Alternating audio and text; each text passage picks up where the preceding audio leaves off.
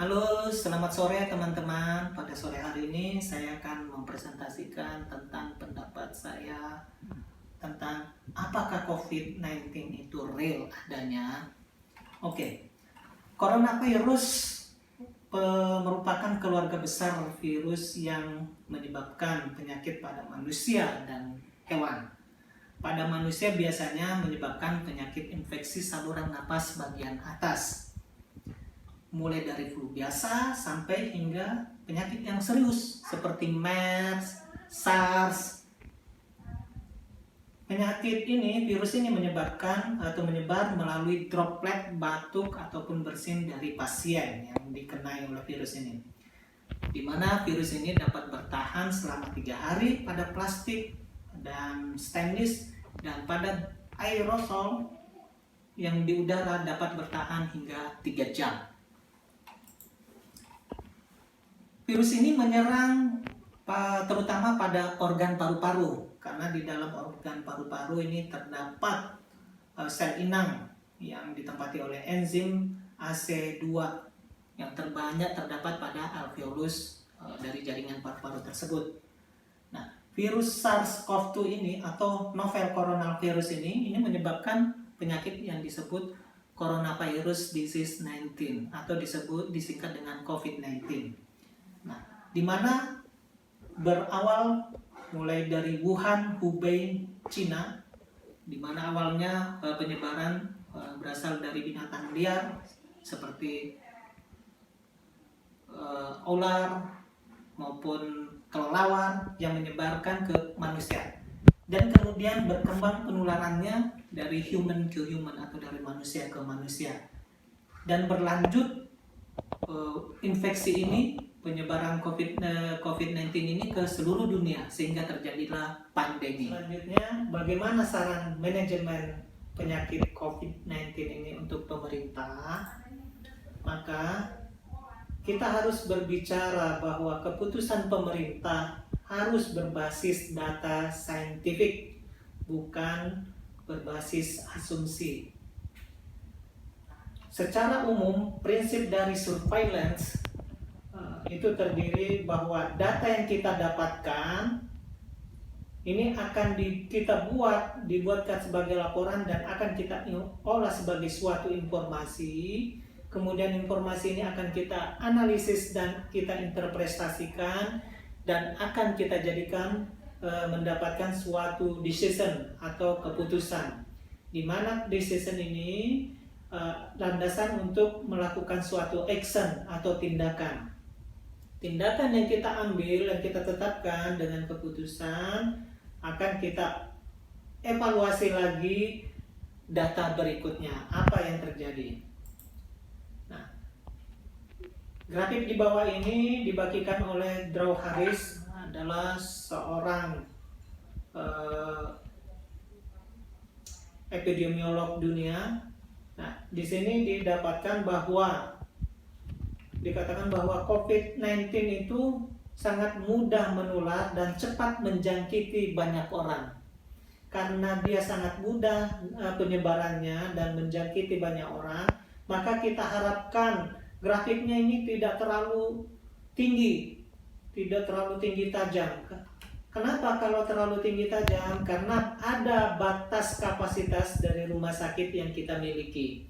Jadi kita harapkan kurva ini landai, lebih rendah, di bawah garis kapasitas sistem kesehatan kita atau kapasitas rumah sakit yang kita miliki.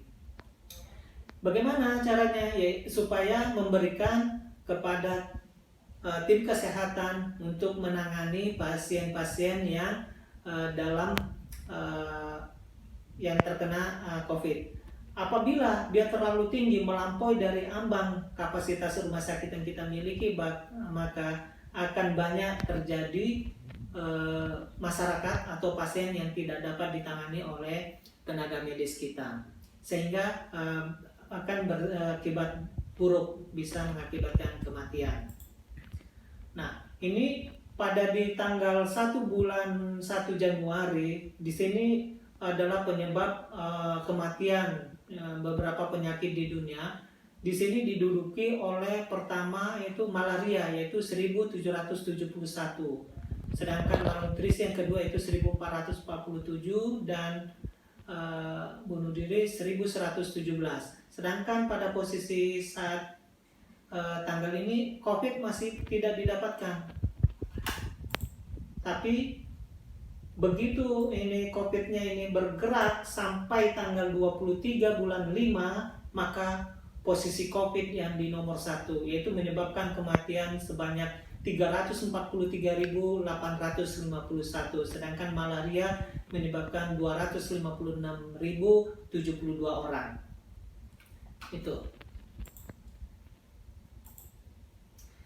Apa yang harus kita lakukan dalam surveillance ini? Maka yang harus kita lakukan yaitu identifikasi kontak, identifikasi pendataan kontak, tata laksana kontak, dan pemantauan serta pencatatan dan pelaporan. Ini mekanisme identifikasi kontak. Bila kita dapatkan, maka dalam satu rumah harus kita telusuri siapa aja kontaknya, dalam satu tempat kerja, terus di tempat kerja lainnya, siapa aja yang harus kita telusuri dan atau kita tracking. Nah, upaya pengumpulan data yang valid harus terus kita tingkatkan sehingga nantinya bisa menjadikan sumber data yang valid.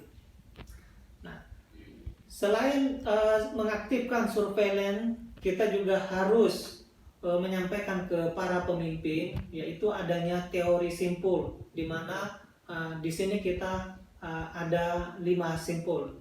Simpul pertama itu sumber penyakit. Nah, di sini kita harus membuat suatu manajemen bagaimana memutus mata rantai sumber penyakit ini. Terus simpul kedua yaitu media transmisi. Bagaimana mencegah, memanajemen supaya media transmisi ini tidak menguntungkan untuk si virus corona. Begitu juga untuk perilaku pemajang atau ke penduduk. Bagaimana kita supaya memutus mata rantai ini supaya tidak banyak yang terpapar.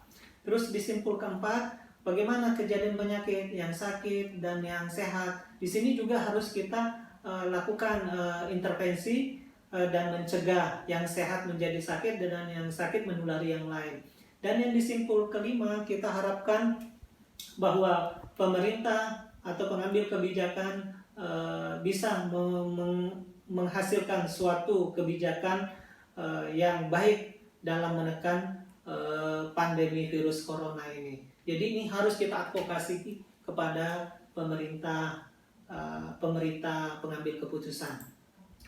Nah, salah satunya untuk anjuran yang kita untuk pada wilayah yang belum terkontaminasi atau wilayah hijau, maka harus adanya peraturan bahwa tidak semua masyarakat bisa masuk ke daerah wilayah hijau tersebut.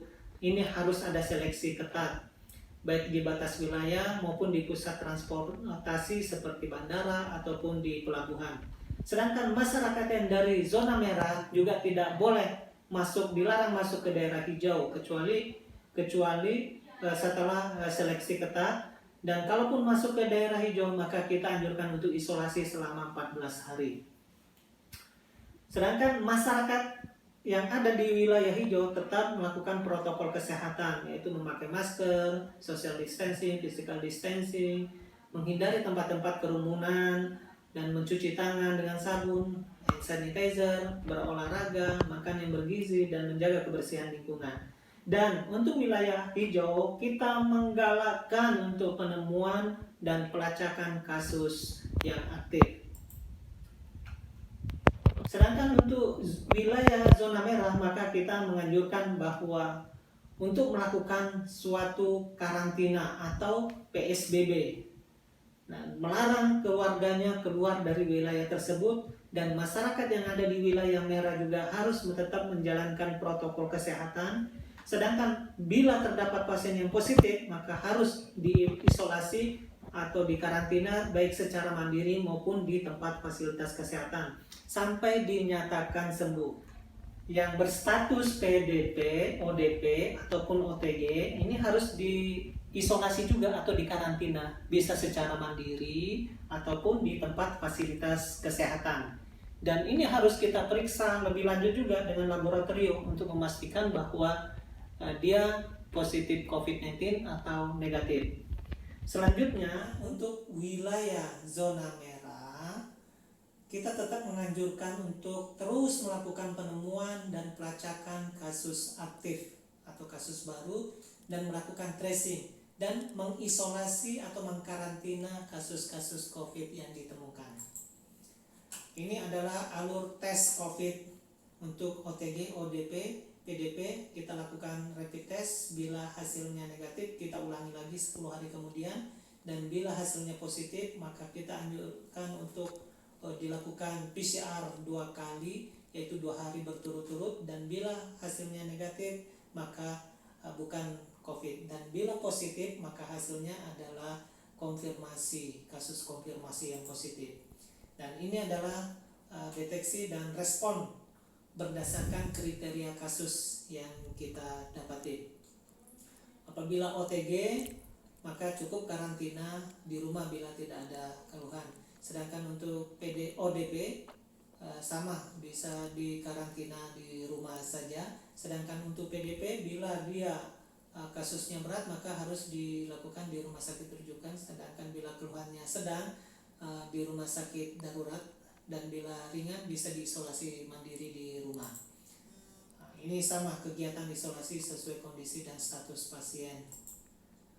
Dan kita juga harus meminta ke para pemerintah, pemegang kekuasaan untuk memberikan masukan yang aktif untuk melakukan kegiatan promosi kesehatan, yaitu tentang pencegahan coronavirus, yaitu untuk tetap selalu memakai masker, mencuci tangan, menjaga kebersihan, dan tetap berolahraga, dan tetap menganjurkan untuk gemas, makan yang bergizi, menjaga lingkungan yang sehat, dan minum yang cukup. Bahkan dibuat kita aktifkan untuk tingkat RT ataupun RW ataupun desa untuk melawan COVID ini. Sekian dari saya, Sahiri. Wassalamualaikum warahmatullahi wabarakatuh. Terima kasih.